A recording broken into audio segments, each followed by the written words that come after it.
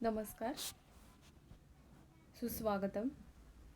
माहेराच्या झुल्यावर झुलण्या, लेऊनी सणांची शृंखला, गुंफण्यात गुंतला श्रावण. मनकोंदनातील भावविश्व, नाजूक बंधमाला, गुंफण्यात गुंतला श्रावण. उधळण नात्यातील आनंदाची, माणिक मोत्यांच्या हिरवळीचा कुंचला, गुंफण्यात गुंतला श्रावण. रिमझिमणाऱ्या सरींसोबत, सप्तरंगी इंद्रधनुचा शिंपला, गुंफण्यात गुंतला श्रावण. आठवणींच्या हिंदोळ्यावर, नवचैतन्याचा रंग फुलोरा, गुंफण्यात गुंतला श्रावण.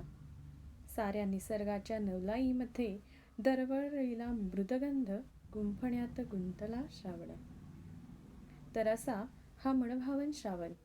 श्रावणातील बहार आणि निसर्ग सौंदर्य आपल्याला दरवर्षी जाणवते. निसर्ग सौंदर्याने नटलेल्या या श्रावणाचे वर्णन करावे तेवढे थोडेच. आता तुम्हाला प्रश्न पडला असेल की आज मॅडमनी कवितेने कशी काय सुरुवात केली. हो, कारण ही त्याचं तसंच आहे. नुकताच श्रावण महिना सुरू झालेला आहे. महिलांचा आवडता सण नागपंचमी हा सुद्धा साजरा करून झालेला आहे. आणि या श्रावण महिन्याचं विलोभनीय, मोहक आणि सुंदर असं चित्र आपल्याला अभ्यासायचं आहे. बरोबर ओळखलत तुम्ही. आपल्याला पुढे जी एक कविता दिलेली आहे ती कविता अभ्यासायची आहे. इयत्ता 7वीच्या मराठीच्या पाठ्यपुस्तकामध्ये दिलेली बालकवींची ही कविता अतिशय सुंदर अशी आहे. कवितेचं नाव आहे श्रावण मास. यातील काही ओळी तुम्ही ऐकलेल्या सुद्धा आहेत. तर आज आपल्याला ती संधी मिळालेली आहे.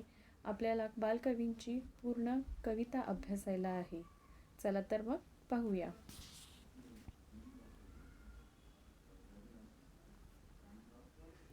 बालकवी यांचं पूर्ण नाव त्र्यंबक बापूजी ठोंबरे. निसर्ग कवी म्हणून ते प्रसिद्ध आहेत आणि बालवयातच त्यांनी कविता लेखनाला प्रारंभ केला. 1907 साली जळगाव येथे भरलेल्या कवी संमेलनात बालकवी म्हणून गौरविण्यात आले. बालकवींची कविता हा काव्यसंग्रही प्रसिद्ध आहे. ही जी कविता आहे या कवितेमध्ये श्रावण महिन्यात फुललेल्या वातावरणाचे बहारदार वर्णन केलेले आहे.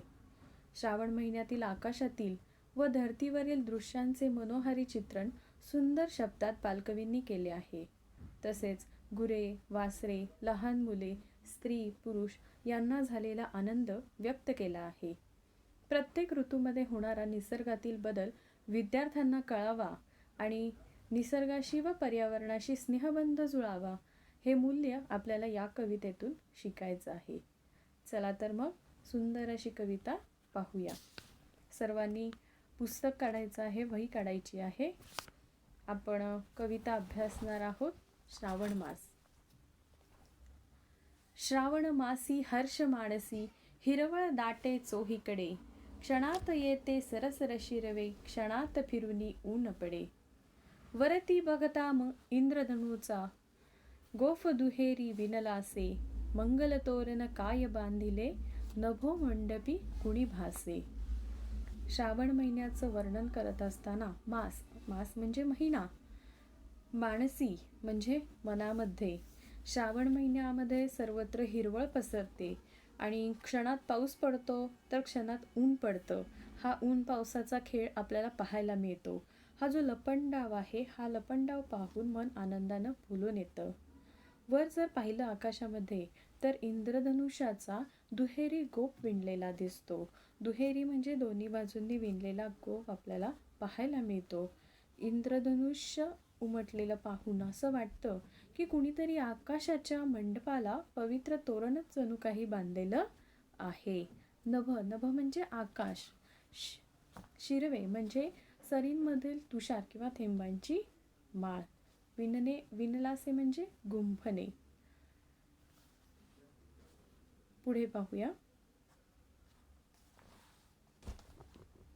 झालासा सूर्यास्त वाटतो सांज, हा हा तो उघडे.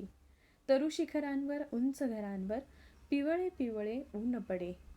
उठती वरती जलदानवरती, अनंत संध्या राग पहा. सर्व नभावर होय रेखिले, सुंदरतेचे रूप महा. बघा किती छान शब्दांमध्ये वर्णन केलेलं आहे. ढग दाटून आल्यामुळं सूर्यास्त झाला आणि संध्याकाळ झाली असं वाटते न वाटते तोच तेवढ्यामध्ये ढगांचा पडदा बाजूला सारून कोवळं ऊन जे आहे ते उंच घरांवर नि झाडांच्या शेंड्यावर झळकलेलं आपल्याला पाहायला मिळतं.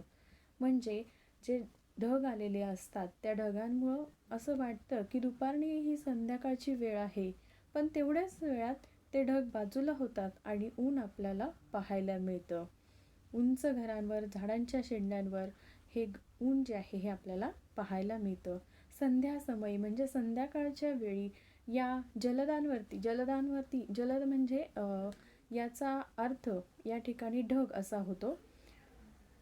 ढगांवर असंख्य संध्या राग उमटलेले आहेत आणि हे जे ढग आहेत ते संध्या राग गात आहेत असं भास होतो.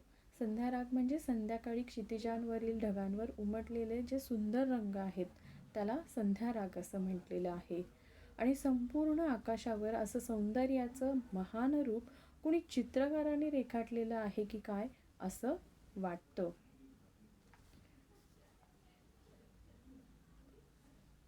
बलाकमाला उडता भासे कल्पसुमांची माळ चिते, उतरून येती अवनी वरती ग्रहगोलचिकी एकमते.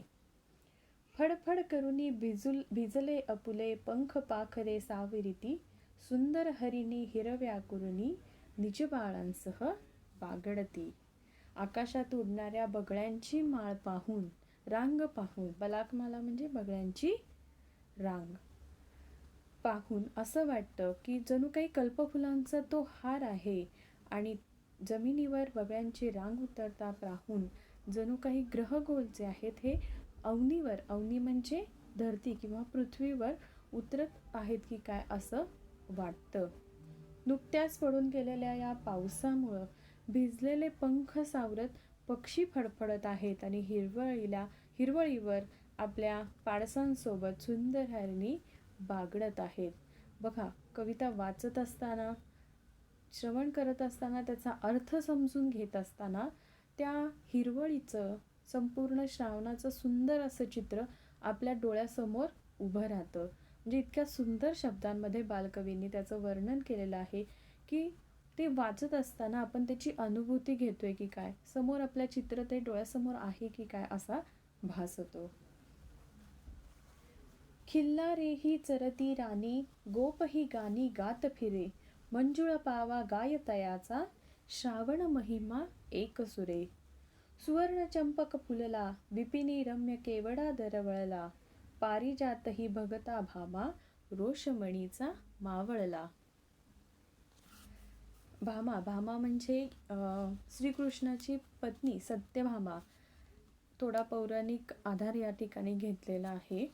हिरव्या माळरानांवर गाई गुरे वासरे मजेत चरत आहेत आणि गुराखी सुद्धा गोपही म्हणजे गुराखी आनंदानं गाणी गात फिरत आहे. गुराख्यांच्या सुरेल वासरीतून निघणारे सूर जणू श्रावणाची महती गात आहेत. सोनचाफा फुललेला आहे आणि रानांमध्ये सुंदर केवडा दरवळत आहे. फुललेली पारिजातकाची फुलं पाहून सत्यभामेच्या मनामध्ये आलेला जो राग आहे तो जसा विरून गेला. म्हणजे सत्यभामा चिडलेली होती त्यावेळेस पारिजातकाची फुलं पाहिल्यानंतर तिचा तो राग गेलेला होता, त्याचा दाखला या ठिकाणी कवींनी दिलेला आहे. आणि ती फुलं पाहून आपलं मनही पारिजातक पाहून निवळतं. इतकं सुंदर वर्णन या ठिकाणी केलेलं आहे. सुंदर परडी घेऊन हाती, पुरोपकंठी शुद्धमती, सुंदर बाला या फुलमाला, रम्य फुले पत्री खुडती. देवदर्शना निघती ललना, हर्ष माईना हृदयात, वदनी त्यांच्या वाचूनी घ्यावे, श्रावण महिन्याचे गीत, श्रावण महिन्याचे गीत. बघा, शेवटच्या या 4 ओळींमध्ये कवी म्हणतात की फुलमालांसारख्या सुंदर मुली सजून धजून हातात सुंदर परडी घेऊन सुंदर अशा ललना म्हणजे स्त्रिया या हातामध्ये परडी घेऊन मधुर आवाज करीत मंजूळ निर्मळ मनाने सुंदर फुले पाने खुडत आहेत.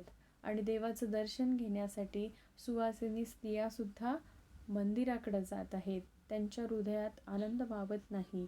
आणि त्यांच्या प्रफुल्लित चेहऱ्यावर श्रावण महिन्याचं गोड गाणं जणू काही उमटलेलं आहे आणि ते गाणं त्यांच्या चेहऱ्यावरून आपल्याला वाचता येत आहे. पूर्वपकंठी म्हणजे नगराजवळ असलेली बाग, या बागेतून शुद्धमती म्हणजे निर्मळ मनाने मुली ज्या आहेत त्या परडी घेऊन शेजारच्या बागेतून पाने फुले खुडत आहेत. आणि ललना ज्या आहेत, स्त्रिया ज्या आहेत, त्या मंदिराकडे दर्शनासाठी जात आहेत. एकूणच श्रावण महिन्याचं वर्णन, श्रावण महिन्यामध्ये येणारं जे काही आध्यात्मिक वर्णन आहे ते सुद्धा या ठिकाणी कवींनी केलेलं आपल्याला पाहायला मिळतं. तर अशी ही सुंदरशी श्रावणमासी कविता आपल्याला अभ्यासायला दिलेली आहे. मला वाटते तुम्हा सर्वांना समजली असेल. काही शंका असल्यास मला जरूर विचारा. पुढे शब्दार्थ दिलेले आहेत. हे शब्दार्थ तुम्ही तुमच्या वहीमध्ये लिहून घ्यायचे आहेत.